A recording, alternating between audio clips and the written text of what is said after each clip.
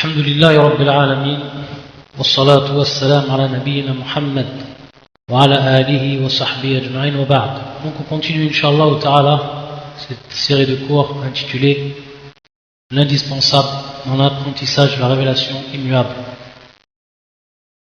Et la dernière fois nous avons vu pratiquement tous les piliers de la foi et nous les avons expliqués, et aujourd'hui il nous reste donc le dernier des piliers qui est le sixième pilier et qui est la croyance, la foi, al-imanu bil-qadar, la foi au destin, qu'il soit bon, qu'il soit dans le bien ou qu'il soit dans le mal, qu'il soit bon ou qu'il soit mauvais.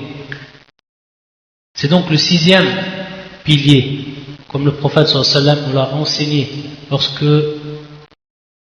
l'ange Gabriel, Jibril, est venu le voir sous la forme d'un homme et qui lui a posé donc les questions qui concernaient la foi, et comme on l'a vu précédemment, le prophète a répondu en énumérant les 6 piliers de cette foi-là. Et donc le dernier pilier qu'il a énuméré, et donc on est resté dans l'ordre de ce qu'a énuméré le prophète sallallahu alayhi wa sallam lorsqu'on a expliqué ces piliers. Et donc le dernier, c'est donc ce pilier, la foi au destin, bon ou mauvais. Et tout d'abord, qu'est-ce que ça va impliquer, le fait de croire au destin? Ça va impliquer qu'Allah sait ce que feront les créatures par sa science éternelle. Et c'est un attribut, une qualité qu'il a toujours eu, Allah subhanahu wa ta'ala, de toute éternité. Également, cela va impliquer qu'Allah a inscrit tout cela sur la table gardée. Comme le prophète sallallahu alayhi wa sallam l'a dit dans le hadith qui est rapporté par l'imam al-Tirmidhi et Abu Daoud, lorsqu'il a dit sallallahu alayhi wa sallam, la première chose qu'Allah a créée est la plume, le qalam. Il lui dit écris. Il répondit qu'est-ce que j'écris? Allah dit écris tout ce qui arrivera jusqu'à la fin des temps. Tout ce qui arrivera jusqu'à la fin des temps. Et également, cette croyance, cette foi au destin implique que la volonté divine qui se réalise toujours à pouvoir sur tout sans exception, sur toute chose dans l'existence. Autrement dit, ce qu'Allah veut se réalise, et ce qu'il ne veut pas ne se réalise pas. Également, cela implique qu'il n'y a pas une seule créature sur terre ou dans le ciel qui n'ait été créée par Allah. Que ce soit la création de son être ou la création de ses actes, et qu'il n'est pas de créateur ni de seigneur autre que lui, subhanahu wa ta'ala. Et comme on va le voir, cette croyance à la prédestination, qu'Allah azza wa jal a tout écrit, et que rien ne sort de la volonté d'Allah azza wa jal, cette croyance que l'on a ne contredit pas la nécessité de tenir compte des enchaînements causaux, ce qu'on appelle asbab, des enchaînements causaux, et d'y recourir. À titre d'exemple, si la personne, elle veut avoir une progéniture, elle doit agir en conséquence, et donc se marier, et avoir des rapports avec sa femme. Ça c'est l'asbab, ça c'est ce qu'on appelle les enchaînements causaux. Et donc la personne, lorsqu'elle fait cela, elle agit en conséquence de ces causes qui ont été elles-mêmes créées par Allah subhanahu wa ta'ala. Et donc dans ce sens, on pourra ainsi atteindre le but recherché. Mais rien, et absolument rien ne le garantit. Pour autant, car tout dépend en dernier ressort de la volonté d'Allah azza wa jal. Rien ne le garantit. Que si maintenant la personne, comme l'exemple qu'on a donné, qui va avoir un enfant, qui fait le sabab, qui fait donc la cause, rien ne garantit qu'il aura donc cette progéniture. Car tout dépend en dernier ressort de la volonté d'Allah. Et ce ne sont pas les causes matérielles qui sont efficientes, mais c'est bel et bien la volonté d'Allah azza wa jal. Iradatullah, mashi'atullah. Et les moyens, comme on a dit, que nous mettons en œuvre sont eux-mêmes inclus dans ce qu'Allah a prédéterminé, a prédestiné. C'est pour cela qu'à ses compagnons qui lui disaient, comme dans le hadith qui est rapporté par l'imam al-Hakim fi al-Mustadrak, il disait sallallahu alayhi wa sallam, répondant donc aux envoyés qui lui disaient eux, ô envoyés d'Allah, il y a des formules conjuratoires que nous utilisions et des remèdes avec lesquels nous nous soignons. Est-ce qu'ils repoussent le destin déterminé par Allah? Et le prophète sallallahu alayhi wa sallam répondait en expliquant: cela fait partie du destin prévu par Allah subhanahu wa ta'ala. Donc on voit que les causes et que ce qui amène aux causes et le résultat de ces causes, tout a été créé par Allah azza wa jalla. Tout a été prédéterminé par Allah subhanahu wa ta'ala. Et pour détailler un peu plus et pour que cela soit un peu plus clair pour chacun concernant en ce qui concerne la croyance au destin bon ou mauvais, ce qu'on appelle le qadar, la prédestination, il faut savoir que ce destin, il est constitué de 4 niveaux. Et en comprenant ces 4 niveaux, on va comprendre quelle est réellement la prédestination. Le premier niveau, c'est la science. C'est la science d'Allah azza wa jalla. Et cette science-là, qui est parfaite, qui est absolue, la science d'Allah. Et nous croyons qu'Allah le Très-Haut est omniscient. Qu'Allah azza wa jalla, il sait tout, il a la science de tout. Il sait ce qui était et ce qui sera. Et comment ce sera, pour toujours et à jamais, par sa science éternelle, subhanahu. Et donc toute chose, avant même qu'elle advienne, Allah azza wa jalla a science. Donc il a eu science, Allah azza wa jalla, de toute chose. Ça c'est la première étape dans ce destin, dans cette prédestination. On comprend qu'Allah azza wa jalla, il a eu science de tout ce qui allait arriver. De par donc cette science qui est absolue et qui est propre à lui, subhanahu wa ta'ala. Même si la personne essayait de réellement se rendre compte, de prendre conscience de cette science, il ne pourrait. Ça serait au-dessus de sa capacité intellectuelle de comprendre cette science absolue d'Allah azza wa jalla. Et cela, de même pour tous les autres attributs d'Allah subhanahu wa ta'ala. Car la personne, de par sa capacité intellectuelle, de par ce qu'Allah azza wa jalla lui a donné comme niveau dans cela, il ne peut comprendre uniquement ce que va percevoir son intellect, suivant bien entendu sa création, suivant sa capacité dans cela. Ensuite, pour ce qui est du deuxième niveau, c'est ce qu'on appelle la prescription, qu'on pourrait appeler l'écriture. Et cela, comme on l'a déjà dit dans ce qui a précédé, lorsqu'on a parlé des implications de Al-Qadar, la prédestination, on a vu qu'Allah azza wa jalla a écrit toutes choses dans ce qu'on appelle les tablettes protégées, Al-Lawh al-Mahfouz. On sait qu'Allah subhanahu wa ta'ala, il a écrit toutes choses, tout ce qui allait advenir. Comme dans le hadith qu'on a vu précédemment. Et on sait qu'Allah donc a écrit tout ce qui allait advenir jusqu'au jour de la résurrection. De par également ce verset, ne sais-tu pas qu'Allah sait tout ce qu'il y a dans le ciel et la terre, ceci dans un livre, cela est certes bien facile pour Allah, comme dans le verset du pèlerinage, et qui est le verset 70, Surat al-Hajj. Donc Allah subhanahu wa ta'ala a tout écrit de ce qui allait advenir. Ça c'est l'écriture. Il a eu science subhanahu wa ta'ala et ensuite donc il a écrit cela sur un livre protégé, bien gardé. Ensuite, le troisième niveau, la troisième étape, ça a été la volonté d'Allah azza wa jalla.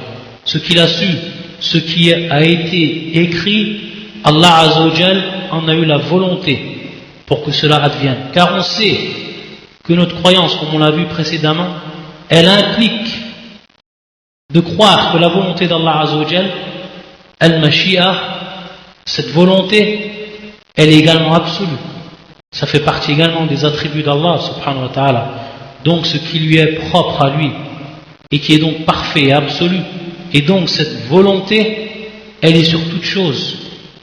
C'est-à-dire que rien ne peut advenir sans la volonté d'Allah azza wa jalla. Rien, absolument rien. Que ce soit dans la création des hommes, que ce soit dans la création de leurs actes, tout ce qui va advenir, c'est passé par la volonté d'Allah azza wa jalla. Rien ne peut sortir de la volonté d'Allah. Sinon, ce serait prétendre et croire que cette volonté n'est pas absolue. Et ça serait donc complètement contraire à la croyance qu'Allah azza wa jalla est capable de tout. Et s'il veut, il fait, et s'il ne veut pas, il ne fait pas. Donc c'est quelque chose qui est plus qu'évident, de par notre raison, et de par également les textes, que ce soit du Coran ou de la Sunna. La volonté, et cette volonté qui est absolue, elle consiste donc à croire qu'Allah Azzawajal a voulu tout ce qui est dans les cieux et sur la terre. Et nulle chose ne peut exister sans sa volonté. Ce qu'Allah veut se réalise, et ce qu'il ne veut pas ne se réalise pas. Ça, c'est la troisième étape.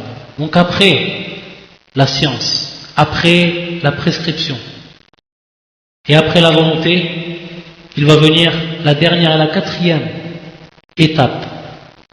Le quatrième niveau de cette prédestination, et qui est donc la création.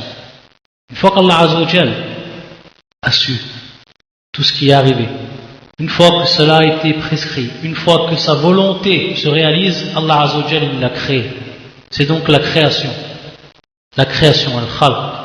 Et cette création consiste que l'on croit qu'Allah subhanahu wa ta'ala a créé toute chose, c'est-à-dire tout ce qui advient sur cette terre, c'est Allah Azzawajal qui l'a créé. Et croire le contraire, que ce soit le bien ou le mal, et croire le contraire, ça serait donc croire en deux divinités. A'yadhan billah, qu'Allah nous protège de cela, de cette croyance. Et regardez dans ce verset, dont le sens est le suivant, et qui est fi surat Az-Zumar, les groupes, et qui est le verset 62 également 63. Créateur de toutes choses, Allahu khaliqu kulli shay, créateur de toutes choses, et il est le garant sur toutes choses. Il détient les clés des cieux et de la terre, et ceux qui ont mécru au verset d'Allah, ceux-là sont les perdants. Ces quatre niveaux, ils englobent tout ce qu'Allah Azzawajal réalise lui-même, subhanahu wa ta'ala. Et tout ce que réalisent ses serviteurs comme parole, comme acte, ou alors délaissement. Même l'acte, il est créé. Ce n'est pas l'homme qui crée son acte, mais bel et bien Allah Azzawajal. Ce n'est pas l'homme qui crée sa parole, mais bel et bien Allah Azzawajal. Si on aurait dit le contraire, alors on aurait prétendu la présence de plusieurs créateurs. Et cela, bien entendu, est une croyance qui est strictement fausse, de par notre raison même. Cette croyance également, elle implique croire en la prédestination. Elle implique également que l'homme, il a un choix, que l'homme, il a une volonté. Et Allah Azzawajal nous prouve dans le Coran, dans des versets, dans beaucoup de versets du Coran, qu'il lui a donné une volonté à l'homme, mais que bien entendu cette volonté est sous la volonté d'Allah Azzawajal. Et de par cette volonté humaine, l'homme il sera rétribué. Et croire le contraire, croire que l'homme est contraint à faire ce qui a été prédestiné, et par là nier le libre arbitre de l'être humain, ce serait également ici avoir la croyance qu'Allah Azzawajal a été injuste envers ses créatures, qu'Allah nous protège de cette croyance. De dire que l'homme il a été contraint de par cette prédestination à faire ce qu'Allah Azzawajal lui a prédestiné sans même qu'il ait eu le choix dans ses actes, ça serait dire qu'Allah Azzawajal il a été injuste envers ses créatures, qu'il les a punis par une chose à laquelle il les a contraints, par une chose pour laquelle il les a contraints. Et ce serait la pire des injustices. Et cela est strictement interdit dans le droit d'Allah subhanahu wa ta'ala. Donc, de par là, on a la croyance que cette volonté d'Allah Azzawajal elle est absolue, que rien ne peut advenir sur cette terre sans la volonté d'Allah Azzawajal. Mais également nous croyons que l'homme, il a un libre arbitre, qu'il a une volonté et qu'il va être rétribué de par cela, s'il fait le bien ou alors s'il fait le mal. Et regardez dans ce verset, lorsqu'on a parlé donc, lorsqu'on a donné le premier exemple, on continue cet exemple, ce qui est la question du rapport. Regardez dans ce verset, qui est dans la sourate à la vache, et qui est le verset 223, le Baqarah, où Allah Azzawajal, il dit, dans le sens du verset le suivant, vos épouses sont pour vous un champ de labour. Allez à votre champ comme vous le voulez. Comme vous le voulez. Comme vous le voulez. Donc on voit bien qu'Allah Azzawajal ici a annexé une volonté à l'homme. Vos épouses sont pour vous un champ de labour. Nisa'ukum harf. Allez à votre champ comme vous le voulez. C'est-à-dire, ayez des rapports avec vos femmes comme vous le voulez, c'est-à-dire au moment où vous le voulez, et bien entendu en respectant les règles qui ont été mises au clair par la sunna du prophète sallallahu alayhi wa sallam. Donc on voit ici qu'Allah Azza wa Jal a bel et bien créé ces causes, et qu'Allah Azza wa Jal a donc donné une volonté à l'homme, une volonté réelle à cet homme, et qu'à partir de là il sera donc rétribué pour ce qu'il a fait dans cette vie d'ici-bas. Maintenant, si on regardait quels sont les bienfaits de la croyance au destin, à la prédestination, parmi ces bienfaits, elle renforce notre attachement à Allah et notre confiance en lui. Quant au résultat, bien entendu, lorsque nous avons fait ce qui était en notre pouvoir, c'est-à-dire que la personne, elle fait ce qui est dans son pouvoir, elle fait un effort par rapport aux causes qu'Allah Azza wa Jal il a placées, qu'il a créées, donc il prend ces causes, et ensuite il renforce son attachement à Allah, sa confiance à lui. Et c'est pour ça que dans un hadith, le prophète sallallahu alayhi wa sallam nous informe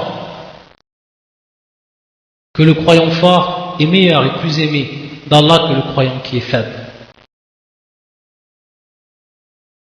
Comme cela est rapporté par l'imam Muslim dans son authentique.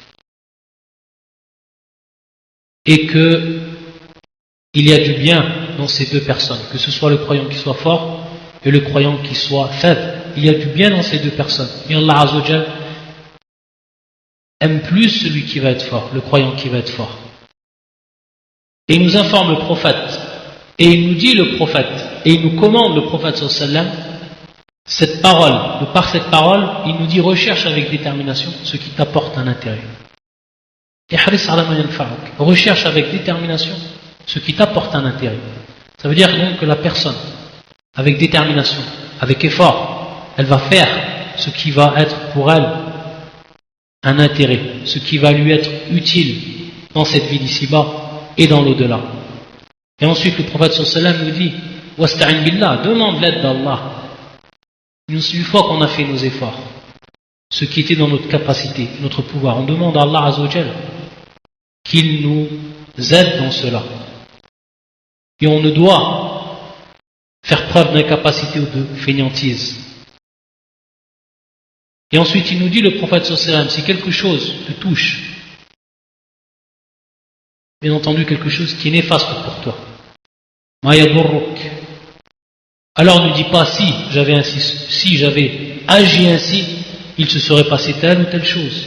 C'est-à-dire revenir sur ce qui est passé, car cela a été écrit. Du moment où la personne, elle a fait ce qui était dans son pouvoir, elle a fait selon sa capacité, et qu'ensuite il arrive ce qu'il arrive, elle n'a pas le droit de revenir sur ce qui s'est passé, et de dire si j'avais agi ainsi, si j'avais fait cela. Mais la personne à ce moment-là, elle doit dire ceci est le destin décrété par Allah. Et ce qu'il veut, il le concrétise. Et le prophète sallallahu alayhi wa sallam nous informer ensuite que ceci, lorsqu'on dit si j'avais fait cela, si j'avais fait ainsi, si j'avais agi de telle manière, ceci-là, comme il nous informe le prophète sallallahu alayhi wa sallam, comme il nous l'informe, le prophète sallallahu alayhi wa sallam ouvre la porte à l'œuvre du diable. Ouvre la porte à l'œuvre du diable. Parmi également les intérêts, elle favorise l'augmentation des bonnes actions et l'effacement des mauvaises. Et pourquoi cela? Parce qu'on sait que le prophète sallallahu alayhi wa sallam, dans le hadith qui nous est rapporté par l'imam al-Bukhari dans son authentique, nous a dit le prophète, tout ce qui touche les musulmans, que ce soit la fatigue pénible, que ce soit la maladie douloureuse, que ce soit le souci, le chagrin, le préjudice, l'angoisse, même l'épine qui le pique, même une épine d'un arbre qui te pique, sont autant d'occasions pour Allah de lui faire remission d'une partie de ses péchés. C'est-à-dire que de par tout ce que la personne, de par ce qu'Allah Azza wa Jalla lui a prédestiné à cet homme-là comme épreuve, et qu'il ne peut donc repousser, qu'il n'a donc la possibilité de repousser. Si ce n'est donc de patienter devant cette épreuve-là et de se rappeler que tout cela, et de par cela Allah Azza wa Jal va lui pardonner ses péchés, que ce soit jusqu'à la fatigue, parce que la fatigue qui est pénible, elle touche l'homme. Lorsque la maladie douloureuse, elle touche l'homme, jusqu'à même le souci que la mère, à titre d'exemple, se fait par rapport à ses enfants, ce souci, ce qui la chagrine, cela est un moyen par lequel Allah Azza wa Jal, parce qu'il a donc prédestiné, de par cela, c'est un moyen donc par lequel il va lui effacer une partie de ses péchés.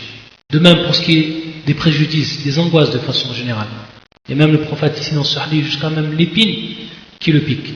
Donc on voit bien que la personne, lorsqu'elle sait que tout cela a été prédestiné par Allah, et que derrière cela il y a tant de sagesse, que l'on connaisse ces sagesses ou qu'on ne connaisse pas ces sagesses, qu'on les connaisse ou non, on sait qu'elles sont là. Que rien de ce qui est arrivé n'est arrivé sinon suivant une sagesse. Et que peut-être même la personne elle croit que ce qui lui est arrivé, advenu, c'est un mal, et que c'est quelque chose qui est totalement néfaste. Elle voit d'un côté elle voit uniquement, mais en réalité de l'autre côté, sous un autre aspect, ça peut être un grand bien pour elle, sans qu'elle ne le sache. À titre d'exemple, ce qu'on a cité dans ce hadith, par lequel Allah Azza wa Jal va lui faire rémission d'une partie de ses péchés. Et d'autres encore bienfaits que l'homme va acquérir lorsqu'il a une foi ferme en la prédestination. Et que sa foi ne peut être complète, sauf s'il croit en ce dernier des piliers. C'est-à-dire donc la foi en cette prédestination et comme on l'a décrit. Ça, c'est la véritable croyance du musulman. Ensuite, après avoir parlé de ce qui concerne la croyance du musulman de manière concise, bien entendu, ce qu'elle doit savoir au minimum, au strict minimum, ce qui lui incombe de savoir pour qu'elle ait une croyance qui soit acceptable. Lorsqu'on a parlé donc de cette croyance et de tout ce qui s'y rattache de manière globale, sans être entré dans tous les détails, il faut savoir que l'homme, il doit également connaître ce qui lui incombe comme pratique. Et plus précisément ici, ce qui concerne l'adoration. Car on sait que l'homme, lorsqu'il veut cheminer dans le chemin d'Allah Azza wa Jal, et il veut acquérir la satisfaction d'Allah subhanahu wa ta'ala, et de par là rentrer dans le paradis, rentrer dans ses bienfaits, ce qu'il attend dans le delà, on sait que l'homme, le musulman, le croyant, il doit toujours se poser cette question et se dire, qui c'est que j'adore?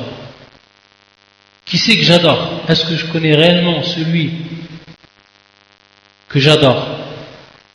Et ça, bien entendu, on passe par la croyance. Ce qui va concerner la croyance en Allah Azza wa Jal et tout ce qui rentre dedans, tout ce qui rentre dans cette croyance-là.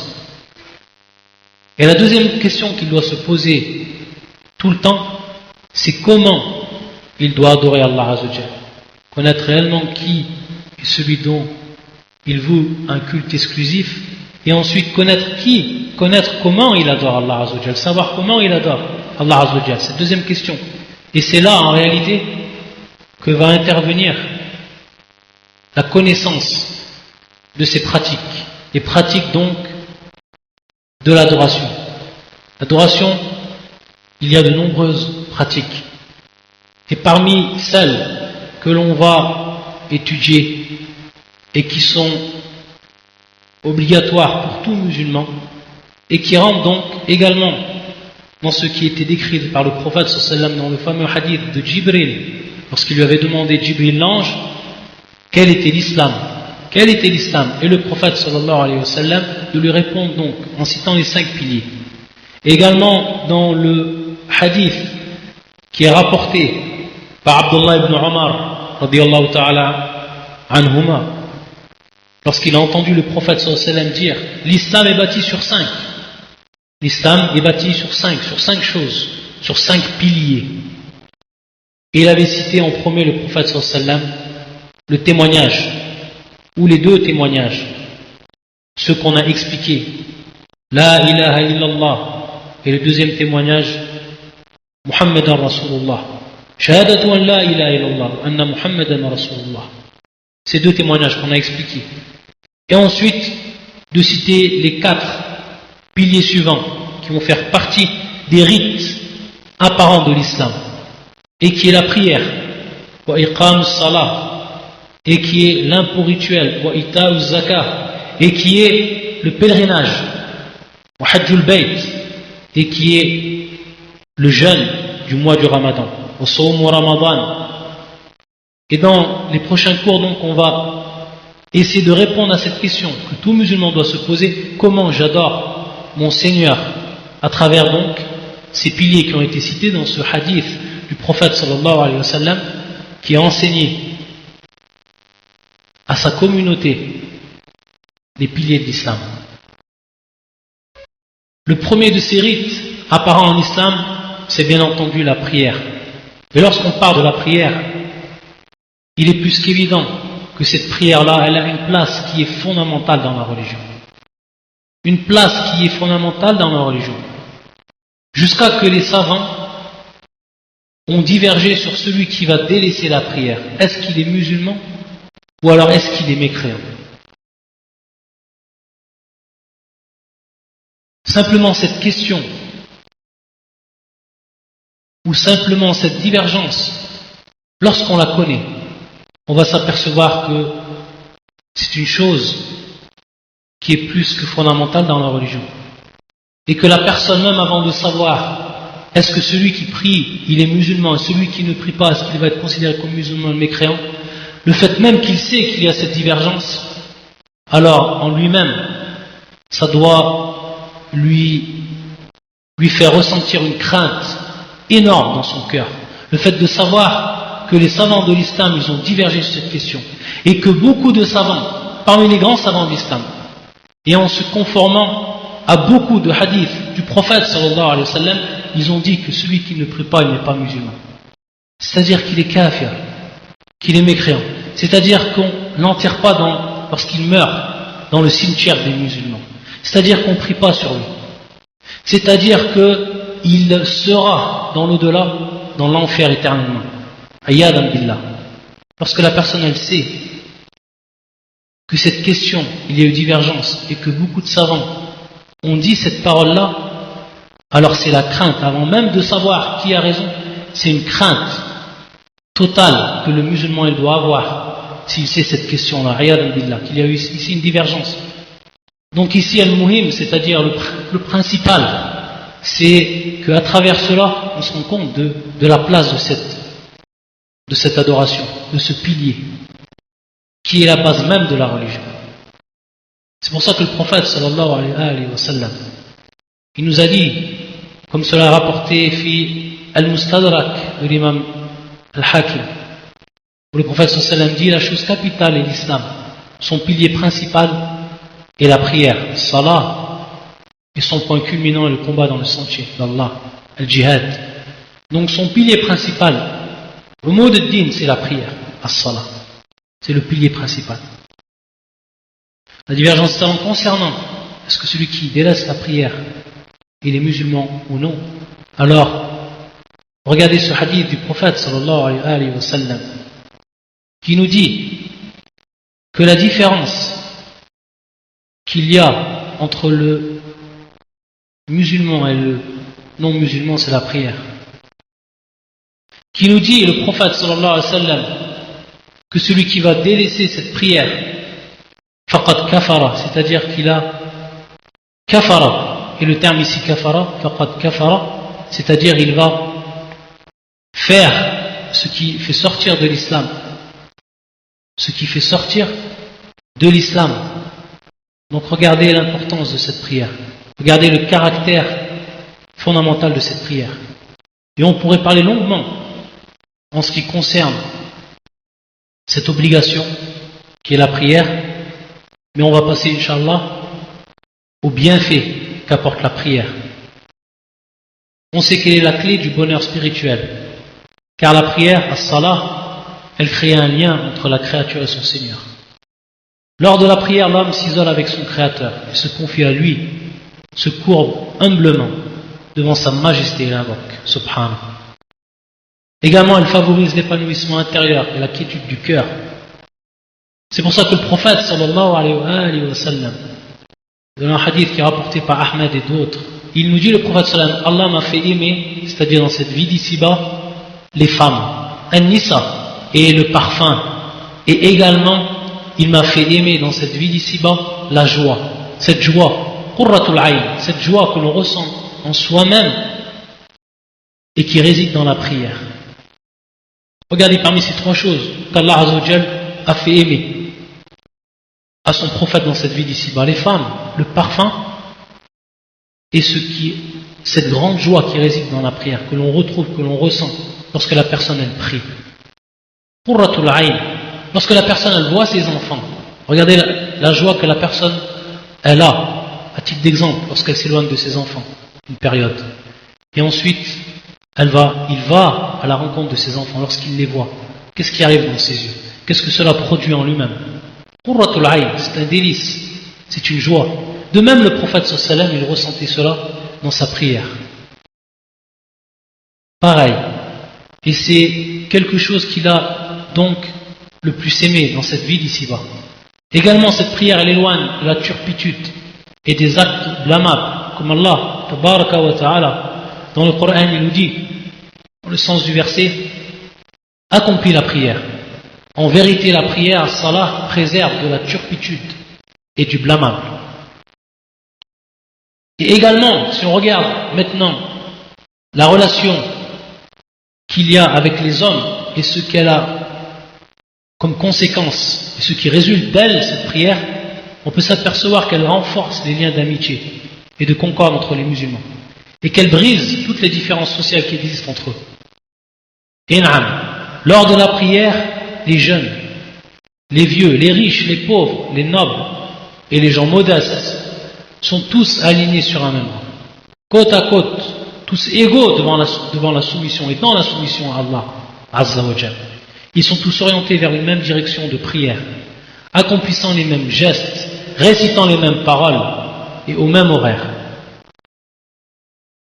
Lorsqu'on dit prière, as-salah, si on avait donné une définition de cette prière-là, alors il faut savoir que la prière est un ensemble de formules et de gestes, ou alors de paroles et de gestes. Donc on va faire des gestes durant cette prière, et on va dire des paroles durant cette prière. Bien entendu, lorsqu'on dit des paroles, ce sont des paroles qui sont prescrites, mais également, durant cette prière, on va invoquer Allah Azza wa Jal, de par ce que l'on veut lorsqu'on est dans le soujoud. Et on sait que durant la prosternation, l'homme est le plus rapproché à Allah Azza wa Jal. C'est à ce moment-là, donc, qu'il fait ses requêtes à son Seigneur, et qu'il multiplie même les requêtes, car il est à ce moment-là le plus proche de son Seigneur. Cette prière donc, as-salah, elle débute par la formule de proclamation de la grandeur d'Allah.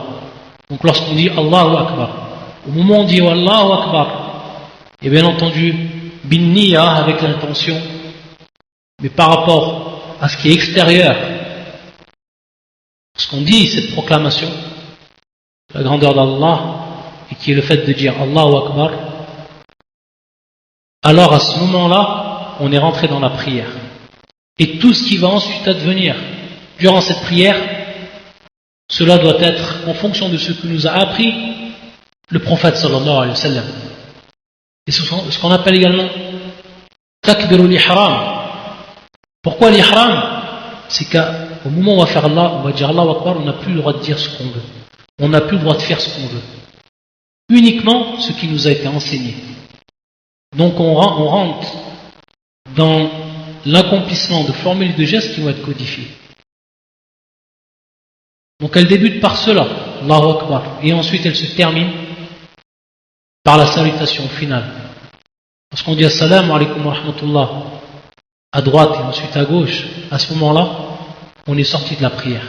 À ce moment-là, on peut refaire ce que l'on veut, bien entendu, en ce qui plaît à Allah Azza wa Jalla. Cette prière-là, comme on le verra dans le détail, elle est constituée, comme on l'a vu dans cette définition, de plusieurs actes, de plusieurs paroles. Pour ce qui est de son temps et de son nombre d'unités, alors on sait qu'il nous a été prescrit 5 prières. Donc 5 prières qui sont obligatoires par rapport au temps. Sachant qu'il y a des prières qui nous sont obligatoires, mais qui reviennent par moment à une cause bien précise. Ou alors, lorsqu'on rentre dans un endroit bien précis, comme à titre d'exemple la mosquée que l'on veut s'asseoir, etc. Mais pour ce qui est du temps, on sait qu'il va y avoir donc 5 prières, uniquement 5 prières, qui sont rendues obligatoires.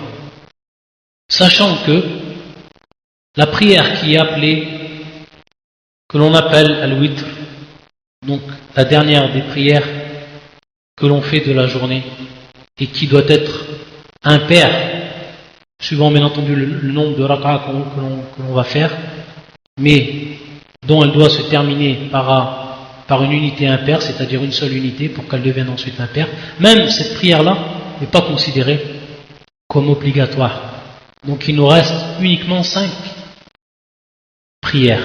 Et la première, c'est al-dhuhr, ce qu'on appelle al-dhuhr, et qui est constituée, elle, de 4 unités de prière, 4 rak'ah, et qui débute du moment où le soleil commence à se décliner, lorsqu'il quitte le zénith, jusqu'au moment, donc, ça c'est au moment, le début de l'heure, jusqu'au moment où l'ombre de l'objet a la même longueur que l'objet lui-même.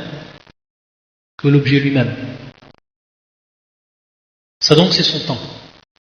Ensuite, Al-Asr, et qui est également de 4 unités, et qui débute à partir de la fin de la plage horaire de la prière précédente qui est Al-Dhuhr, c'est-à-dire quand l'ombre devient égale en longueur à l'objet.